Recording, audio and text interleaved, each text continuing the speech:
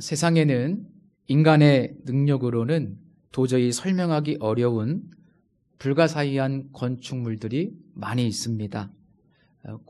고대 이집트의 피라미드라든지 인도의 타지마할,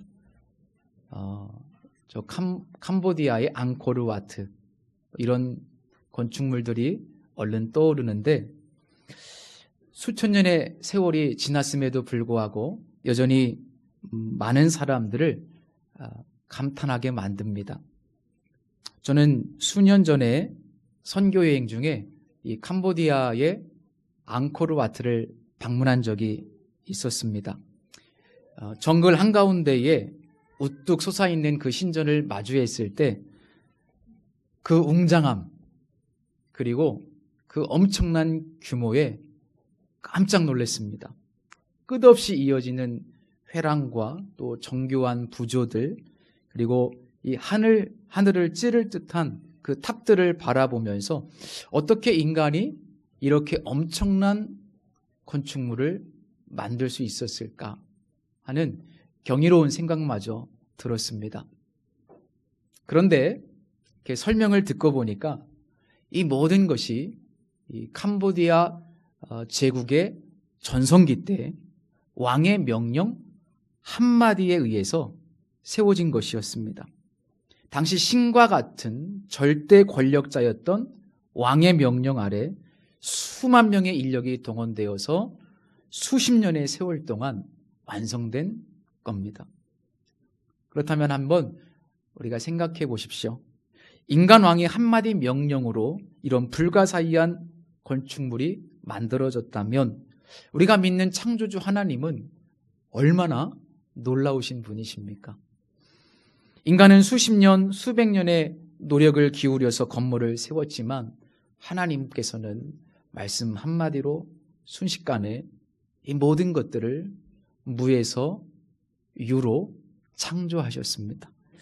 바로 오늘 이 본문은 이 땅에 오신 예수님이 창조주 하나님이시고 말씀 한마디로 모든 것을 창조하실 수 있는 권세 있는 분임을 우리에게 보여주고 있습니다.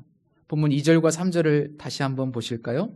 어떤 백부장의 사랑하는 종이 병들어 죽게 되었더니 예수의 소문을 듣고 유대의 장로 몇 사람을 예수께 보내어 오셔서 그 종을 구해 주시기를 청한지라. 당시 예수님께서는 가버나움에 머무셨는데 이곳은 갈릴리 호수 북서쪽에 있었던 예수님의 사역 중심지였습니다. 동시에 로마의 행정 및 군사의 주둔지로 유대인과 이방인이 공존하던 곳이었습니다. 여기에 등장하는 백부장은 약 100명의 군사를 지휘하는 로마의 중간급 장교입니다. 근데 여기 중요한 표현이 하나 있어요. 사랑하는 이라는 단어입니다. 이 단어는 소중한, 귀중한, 혹은 존귀한 이런 의미를 가지고 있습니다. 놀라운 것은 그가 정말 존귀하게 여기고 소중히 여겼던 대상이 자신과 같은 로마인이 아니라 피지배 민족인 유대인, 그리고 자유시민이 아니라 종이었다는 사실입니다. 약 2000년 전 당시 사회 분위기를 한번 상상해 보십시오. 일반적으로 종은 온전한 인격체로 대우받지를 못했습니다. 병들면 내다 버려도 아무도 뭐라 하지 않았어요. 죽으면 그냥 잊혀지는 존재가 종입니다. 하지만 이 백부장의 태도는 너무나 다릅니다. 그는 종의 목숨을 살리기 위해서 최선을 다했고 소문이 어떻게 확신이 되었는지는 잘 모르겠지만 급기야 예수님은 고칠 수 있겠구나, 그런 생각 끝에 예수님을 찾았습니다. 유대 장로들은 예수님께 백부장을 이렇게 소개하지요. 그가 우리 민족을 사랑하고 또한 우리를 위하여 회당을 지었나이다. 지난주에도 말씀드린 것처럼 회당은 유대 공동체 안에서 중심이었어요. 여기 모여서 유대인들이 예배, 회의, 교육, 친교를 나누는 곳입니다. 이방인 군대 장교가 유대인들을 위해서 회당까지 지었다는 것은 단순한 기부나 선행의 차원이 아니라 하나님을 경외하는 마음에서 비롯되었다고 추측해 볼 수 있습니다. 자, 그러면 우리는 이 백부장의 태도를 보면서 자문해 보아야 합니다. 자기 자신은 사랑하지만 타인의 생명을 경시하는 이 시대에 우리는 과연 얼마나 내 주변에 있는 사람들을 귀하게 여기고 있는가? 특히 나보다 약한 사람들, 사회적으로 낮은 위치에 있는 사람들을 우리는 어떻게 대하고 있는가? 내 생명이 귀한 만큼 다른 사람의 생명도 귀하다는 사실을 우리는 결코 잊지 말아야만 합니다. 더불어 하나님을 공경하는 마음이 다른 사람을 대하는 태도와 깊이 연결되어 있다는 것을 깨닫고 주변 사람들과의 관계 속에서 우리의 참 신앙을 점검해 볼 필요가 있다고 생각합니다. 아마 백부장의 이런 업적과 태도에 예수님께서 감동하셨던 것 같아요. 그 요청에 응답하셔서 그곳을 향해 함께 가시는데 백부장의 집에 도착하기 직전 예수님은 백부장이 보낸 친구들을 만나게 됩니다. 그들이 전한 이 백부장의 말이 참 중요합니다. 주여 수고하시지 마옵소서. 내 집에 들어오심을 나는 감당하지 못하겠나이다. 그러므로 내가 주께 나아가기도 감당하지 못할 줄을 알았나이다. 말씀만 하사 내 하인을 낫게 하소서. 나도 남의 수하에 든 사람이요 내 아래도 병사가 있으니 이더러 가라 하면 가고 저더러 오라 하면 오고 내 종더러 이것을 하라 하면 하나이다. 참 놀라운 고백입니다. 자, 이 말씀에서 가장 먼저 눈에 들어오는 표현은 주라는 단어입니다. 주. 이 백부장은 두 번씩이나 예수님을 향하여 주님 혹은 주인님이라고 고백합니다. 이것이 왜 충격적일까요? 저는 굉장히 충격받았습니다. 당시 로마 제국 내에서 유일하게 주님으로 불리는 존재는 로마의 황제뿐이었습니다. 황제가 주인이었어요. 퀴리오스. 따라서 이 로마 군대 장교인 백부장이 예수님을 주라고 고백한 것은 로마의 황제가 나의 주인이 아니라 예수님이 나의 주인입니다. 라는 놀라운 고백입니다. 소문이 확신으로 바뀌었고 그는 그 확신과 믿음을 통하여 주인을 바꾼 거예요. 주인을 바꿨습니다. 로마 황제와는 비교할 수 없이 큰 권세와 권위를 지니신 분이 바로 예수님이라고 고백하면서 그분이 나의 주인이 되었습니다. 난 이제 주인을 바꿨습니다. 당신이 나의 유일한 주인입니다. 이건 정말 위대한 고백 아닙니까? 선교신학자인 앨런 허쉬라는 분이 쓴 잊혀진 교회의 길이라는 책에 보면 짧지만 아주 묵직한 한마디가 있습니다. 그는 이렇게 말합니다. 우리가 예수님을 나의 주인으로 받아들이지 못하면 신앙은 출발하지 못한다. 짧지만 아주 임팩트 있는 말씀이죠. 예수님을 나의 주인으로 받아들이지 못하면 우리 신앙은 출발이 안 된다는 겁니다. 왜 신앙이 출발이 안 될까요? 예수님을 믿는다는 건 어떤 의미예요? 예수님을 나의 주인으로 받아들인다는 의미이기 때문입니다. 예수님을 믿는다는 것은 주인을 바꾸는 거예요. 예수님이 나의 구원자일 뿐만 아니라 주인을 바꾸는 겁니다. 그래서 수십 년 신앙생활을 우리가 했지만, 교회를 다녔지만 그럼에도 불구하고 내 신앙이 여전히 제자리고 하나님을 향한 신앙 강정, 뜨거운 열정이나 감정이 없고 감사와 기쁜 마음이 없다면 사실 신앙을 한번 점검해 봐야 돼요. 혹시 주인을 바꾸셨습니까? 내 생명의 주인이 예수님입니까? 제가 예전에 개척교회 할 때 성경 공부를 하다가 집사님, 집사님 지갑 좀 한번 줘보십시오. 지갑을 달라고 그랬어요. 황당해 하시죠? 이거 누구 겁니까? 물어봤어요. 이거 누구 거예요? 당황하셨어요. 우리 자녀들 누구 겁니까? 예, 말은 쉽죠. 우리 생명 누구 거예요? 말은 쉬워요.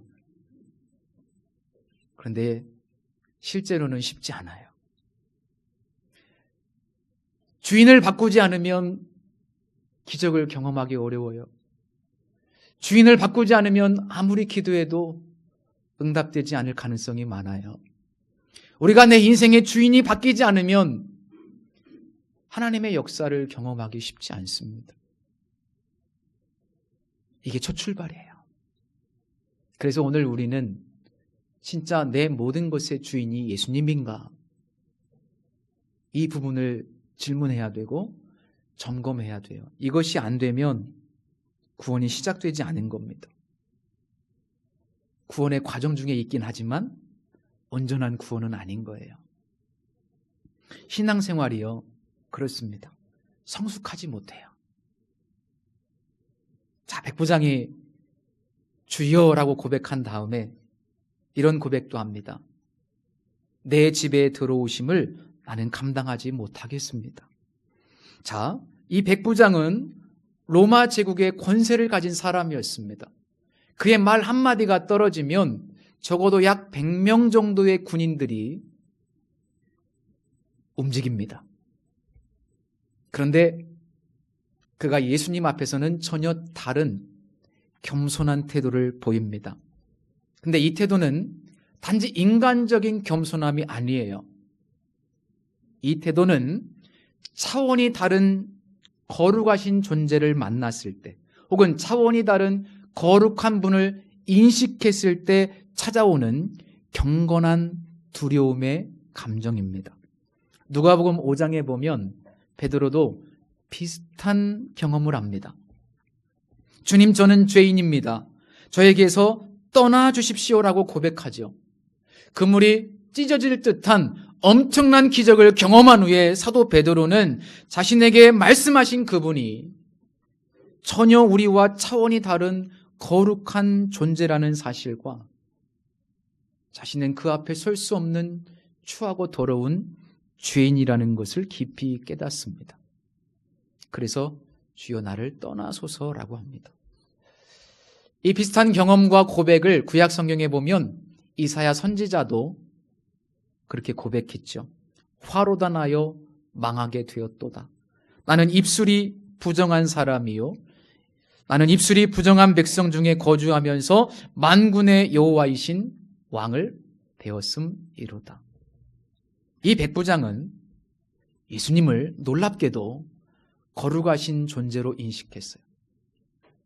차원이 다른 거룩하다, 거룩하다, 거룩하다, 만군의 여호와, 완전히 거룩하신 분으로, 하나님으로 이 예수님을 인식했고 그 앞에서 철저히 자신을 낮추었습니다. 그리고 그런 인식 속에서 용감하게 예수님께 찾아와 사람을 보내 부탁했습니다.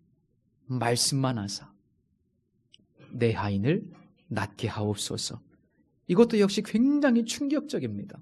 말씀만 하사 내 하인을 낫게 하옵소서. 왜냐하면 백부장은 예수님의 말씀에 절대적인 권능이 있다는 사실을 믿었다는 거 아닙니까? 그렇죠. 물리적인 접촉도 없었어요. 소문은 확신으로 변했지만 주님과 지금 같은 공간에 있지도 않습니다. 그러나 그런 거 다 필요 없이 예수 그리스도의 말씀 한마디면 충분하다고 확신했던 겁니다. 너무 충격적인데요. 예수님도 놀랄 정도의 믿음이었습니다. 여러분, 이 백부장의 요청은 창조주 하나님의 말씀의 능력을 믿는 고백이었습니다. 창세기 1장에 보면 하나님이 이르시되 빛이 있으라 하심에 빛이 있었죠. 태초에 하나님께서 말씀으로 빛을 만드셨고 하늘과 땅 모든 만물과 우리 인간까지도 창조하셨습니다.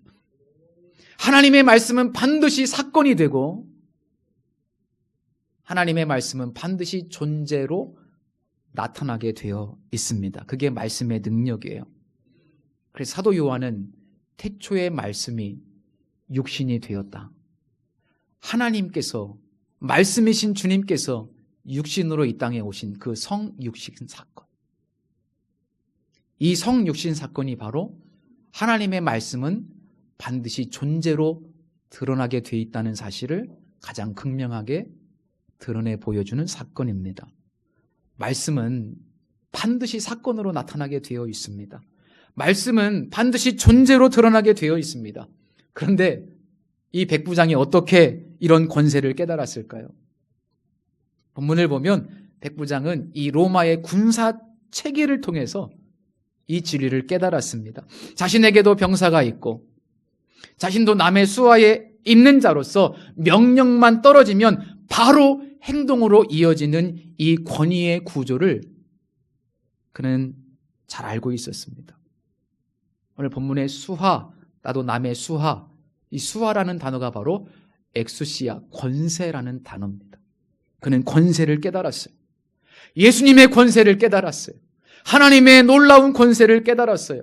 그가 주인이시고 거룩하신 하나님이신 그 주님께서 어떤 인간의 권세보다 크신 권세를 가지고 있고 로마의 황제보다 큰 권세와 능력을 가지고 있고 그분의 말씀 한마디면 즉각적으로 절대적인 효력이 나타난다는 것을 이해했던 겁니다. 이해할 뿐만 아니라 믿었어요. 그리고 그 믿음이 행동이 됐습니다. 물론 이것도 주님의 선행적 은총의 결과이겠지만 놀라운 믿음입니다. 오늘 본문에서 드러나지 않게 이 서사를 이끌어가는 한 가지 중요한 사실이 있어요. 이 백부장은 물리적으로 같은 공간에 있지 않습니다. 예수님과 멀리 떨어져 있어요. 그리고 직접 찾아와서 얼굴을 대면하지도 않았습니다. 마태복음에는 이 같은 내용이 기록되어 있는데 이 백부장이 직접 예수님을 찾아간 것으로 기록을 했어요. 누가는 사람을 보낸 것으로 기록합니다.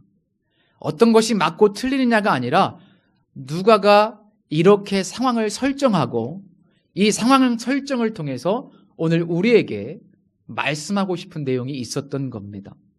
자, 이 누가의 상황 설정, 예수님과 같은 공간에 있지 않고 예수님과 직접 얼굴을 대면하지 못한 이런 상황은 오늘 약 2000년의 시간이 지난 다음 지금 우리의 상황과 비슷하지 않습니까? 우리 역시도 예수님을 육신적으로 뵌 적이 없지 않습니까? 육신적인 예수님과 우리가 같은 공간에 있지도 않지 않습니까? 그렇다면 그분의 육신의 부재 속에서도 시간과 공간을 초월해서 여전히 우리는 오늘 이 시대에 우리가 살아가는 삶의 자리에서도 그 주님의 임재와 능력과 기적을 경험할 수 있는가? 누가의 대답은 뭐예요? 경험할 수 있다. 경험할 수 있다. 오늘 본문은 그것을 우리에게 말씀해 주고 있습니다. 세상이 아무리 바뀌어도, 아무리 마귀가 교회를 대적해도, 아무리 기술이 발전해도, 이 시대에도 주님이 육신적으로는 부재하지만 주님의 능력을 경험할 수 있습니다. 예수님께서도 도마에게 이렇게 말씀하셨어요. 너는 나를 번거로 믿느냐? 보지 못하고 믿는 자들은 복되도다. 이 말씀은 오늘 백부장의 믿음과 깊이 연결되어 있습니다. 예수님을 그는 직접 보지는 못했지만 말씀 한 구절로 충분하다고 믿었습니다. 이 백부장의 신앙은 한마디로 부재 속에서도 예수님을 믿을 수 있는 믿음이었고 또 정리하자면 말씀 중심의 신앙이었습니다. 여러분, 풀은 마르고 꽃은 시들지만 주님의 말씀은 어떻다? 영원하다. 영원하신 그 주님의 말씀이 우리의 신앙의 중심이 되어야 된다는 거예요. 시간과 공간은 떨어져 있지만 그러나 주님의 말씀은 동일하고, 그래서 우리의 신앙이 언제나 말씀 중심의 신앙이 되어야 한다는 겁니다. 여러분, 오늘 이 설교를 통해서도 주님의 말씀을 듣지 않습니까? 개인적으로 또 우리가 말씀 묵상을 통해서 깊이 성경을 읽으면서 그 말씀 속에서 내게 부딪혀오는 주님의 음성을 듣지 않습니까? 그 주님의 음성을 듣고 우리의 삶에서 믿음으로 반응할 때 시공간을 초월하여 우리도 주님의 능력을 경험할 수 있다는 거예요. 주님의 일하심을 경험할 수 있다는 겁니다. 이것을 백부장형 믿음이라고 설명하고 싶어요. 말씀의 권위를 신뢰하는 말씀 중심의 신앙, 이것이 최고의 신앙입니다. 누가복음은 예수님의 말씀을 하나님의 창조 명령의 연장선이라고 이야기합니다. 태초에 하나님께서 말씀으로 이 모든 것들을 창조하셨고, 예수님은 이 땅에 오셔서 말씀으로 병든 자를 고치셨고, 지금도 말씀으로, 그 말씀에 믿음으로 반응하는 자들에게 하나님의 역사를 이루어 가시는 분이세요. 보지 않고도 믿는 복. 보지 않고도 믿는 복. 그 복은요, 말씀의 권위를 신뢰할 때 그분의 부재 속에서도 하나님의 능력과 임재를 실제로 경험하는 복. 그게 바로 보지 않고도 믿는 복인 거예요. 예수를 위한 바보라는 책에 실린 남아프리카의 데이비 케이프 목사님의 이야기입니다. 이 목사님은 주님의 음성을 따라 어느 날 기도 가운데 주님의 어떤 특별한 감동 계시를 받고 전통적인 목회를 내려놓고 다른 사역을 합니다. 어떤 사역인가 하면 나무 십자가를 만들어서 지고 거리를 다니면서 만나는 모든 사람의 발을 씻겨주고 또 그들을 위해서 기도하는 사역을 감당했던 분입니다. 그러던 어느 날 거리에서 우연히 만난 어떤 불치병 여인을 위해서 간절히 기도했어요. 그런데 병이 낫지 않았습니다. 온 동네 사람 앞에서 열심히 기도했는데 아무 일도 일어나지 않았어요. 얼마나 수치스럽고 부끄럽고 또 절망감이 밀려오는 거예요. 그래서 원망스러운 마음으로 하나님, 왜 기도 응답 안 하십니까? 왜 저에게 이런 부끄러움, 수치를 주십니까? 라고 한참을 기도했는데 또 하나님께서 마음에 이런 감동을 주셨답니다. 분명히 하나님이 이렇게 말씀하셨다는 거예요. 기도는 네가 하는 것이지만 기적은 내가 일으키는 것이다. 너는 계속 기도나 해라. 뭐라고요? 기도는 네가 하는 거지만 기적은 내가 일으키는 거니까 너는 계속 기도해라. 이런 말씀을 주신 거예요. 실망스럽고 부끄럽고 좀 창피하지만 그래도 하나님께서 주신 말씀은 뭐예요? 너는 계속 기도하라. 그래서 이 목사님이 조금 힘든 마음을 딱 내려놓고 기도는 계속 하라고 하셨으니까 기적은 하나님께서 하시는 거니까 그렇게 믿고 말씀대로 나가서 기도하기 시작했어요. 여전히 십자가를 지고 또 만나는 사람들 발을 씻겨주면서 때로는 병에 걸린 사람들을 위해서 기도해 주기 시작하는데 계속 그렇게 기도했어요. 그랬더니 언젠가부터 놀라운 역사가 일어나기 시작하는 거예요. 그부터 막 환자가 낫고 심지어 불치병 환자들도 치료되기 시작하고 가는 곳마다 영혼들이 변화되기 시작하는 겁니다. 정말 많은 사람들이 주님께 돌아오는 성령의 역사를 경험하게 됐어요. 아까도 말씀드렸지만 누가복음 5장에도 비슷한 이야기 있죠. 예수님께서 베드로에게 깊은 데로 가서 그물을 내려 고기를 잡으라고 그래요. 베드로는 당시 고기를 잡는 전문가였어요. 어부입니다. 예수님은 비전문가예요. 석수 겸 목수예요. 그럼 말이 안 되는 상황이지 않습니까? 또 이때 상황이 밤새도록 그물을 내렸고 밤새도록 일을 했어요. 그리고 허탕쳤습니다. 그리고 너무나 힘들고 어려운 상황에서 아침에 그물을 깁고 있는, 이제는 힘도 없어요. 몸도 지치고 마음도 지쳤을 때 주님이 그러는 거예요. 그러니까 깊은 데로 가서 그물을 내려 고기를 잡으라. 사실 순종하기 어렵죠. 그런데 베드로가 이렇게 말합니다. 선생님, 우리들이 밤이 새도록 수고하였으되 잡은 것이 없지만은 말씀에 의지하여 그물을 내리리이다. 뭐에 의지하여? 말씀에 의지하여 그물을 내리겠습니다. 지금 그럴 상황이 아닌데 말씀에 의지하여. 실제로 베드로가 그물을 다시 내렸을 때 그물이 찢어질 듯 엄청나게 많은 고기를 잡게 됩니다. 누가가 반복해서 말씀하고 싶은 것이 뭔지 아시겠어요? 말씀에 의지하는 말씀 중심의 신앙.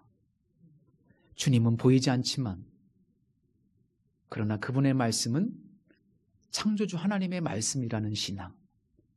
그 말씀에 우리가 믿음으로 붙들려 반응하면 그 말씀은 반드시 우리의 삶에서 존재가 되고 사건이 된다는 이 놀라운 신앙. 누가는 백부장의 이름을 구체적으로 소개하지 않습니다. 어떤 백부장이라고만 소개해요. 근데 이 어떤이라는 표현은 누가가 즐겨 쓰는 표현입니다. 누가복음 15장에 보면 세 개의 비유가 있는 거 아시죠? 그런데 그 세 개의 비유를 시작할 때 다 어떤이라는 표현으로 시작합니다. 너희 중 어떤 사람이,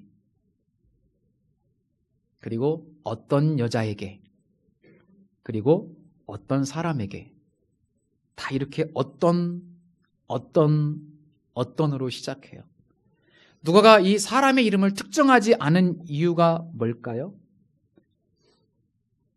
어떤 그 사람이 바로 너가 되었으면 좋겠다는 거예요. 너가 바로 그 어떤 백부장처럼 너가 그런 믿음의 사람이 되었으면 좋겠다. 믿음의 사람이 좀 되어보라는 요청이자 초청입니다. 우리가 시공간을 초월하여 역사하시는 그 주님의 권세에 대한 인식과 말씀에 대한 분명한 믿음, 말씀이 반드시 이루어진다는 그 깊은 믿음을 갖게 된다면 오늘 우리의 삶의 자리에서도 아무리 상황이 어려울지라도 우리는 얼마든지 기적을 경험하는 또 다른 백부장이 될 수 있다는 거예요. 그런 은혜가 우리 비전교회에 충만하시기를 축복합니다. 예배 드릴 때 내가 말씀대로 이렇게 해봤는데 기적이 일어났어 라는 간증이 우리 가운데 많았으면 좋겠습니다. 또 하나 말씀드리고 싶은 것은 이 기적이 백부장의 하인을 향한 이타적인 사랑과 주님을 향한 깊은 믿음에서 출발했다는 점이에요. 하나님의 역사가 일어날 때는 항상 이 두 가지가 함께합니다. 하나님을 향한 깊은 신뢰와 이웃을 향한 뜨거운 사랑. 우리 일상에서 하나님을 향한 믿음과 타인을 향한 사랑의 행위가 함께 어우러지는 가장 중요한 신앙 행위가 뭔지 아십니까? 그것은 바로 중보기도예요. 중보기도. 리차드 포스터가 기도라는 책에서 이렇게 말합니다. 중보기도에는 두 가지 요소가 있는데 그것은 하나님을 향한 믿음과 타인을 향한 사랑이다. 중보기도야말로 다른 사람을 사랑하는 최선의 방법이다. 여러분, 누군가를 사랑하시는데 내가 해줄 수 있는 거 별로 없잖아요. 백부장도 그랬어요. 내가 이 종을 귀히 여기는데 내가 해줄 수 있는 게 없어요. 그래서 믿음을 가지고 주님 앞에 대신 중보자로 간 겁니다. 거기서 기적이 일어났어요. 어제 우리 중보기도팀 잠깐 야외에 다녀오셨는데 꾸준히 이 귀한 사명을 감당해 주시는 것 다시 한번 감사드려요. 그리고 함께 해주시고 섬겨주신 모든 분들께도 제가 깊이 감사를 드립니다. 가장 중요한 사역이에요. 그런데 꼭 중보기도팀뿐만 아니라 우리 모든 성도님들, 이 이름 모를 백부장이 사랑하는 종과 창조주 하나님 사이에서 믿음과 사랑을 통해서 중보자가 되었던 것처럼 우리 성도님들도 거룩한 제사장으로 부르심을 받았습니다. 이 세상에서 하나님을 향한 믿음과 또 우리 주변에 있는 사람들을 사랑하는 마음을 가지고 중보자로 서신다면 우리 성도님들을 통해서 하나님이 일하실 줄로 믿습니다. 기도하겠습니다. 사랑의 하나님, 능력의 하나님, 오늘 말씀을 통해 주님의 권능과 말씀의 능력을 다시 한번 깨닫게 하시니 감사드립니다. 우리가 예수님을 삶의 진정한 주인으로 고백하며 말씀 한마디에 모든 것을 창조하신 주님의 권능을 신뢰하게 하옵소서. 보이지 않아도 믿는 복된 자들이 되게 하시고 말씀 중심의 신앙으로 날마다 주님을 만나게 하옵소서. 우리의 삶의 자리에서 주님의 말씀이 사건이 되고 기적이 되는 놀라운 역사를 경험하게 하시고 중보자로 하나님 앞에 쓰임받게 하옵소서. 예수 그리스도의 이름으로 기도드립니다. 아멘.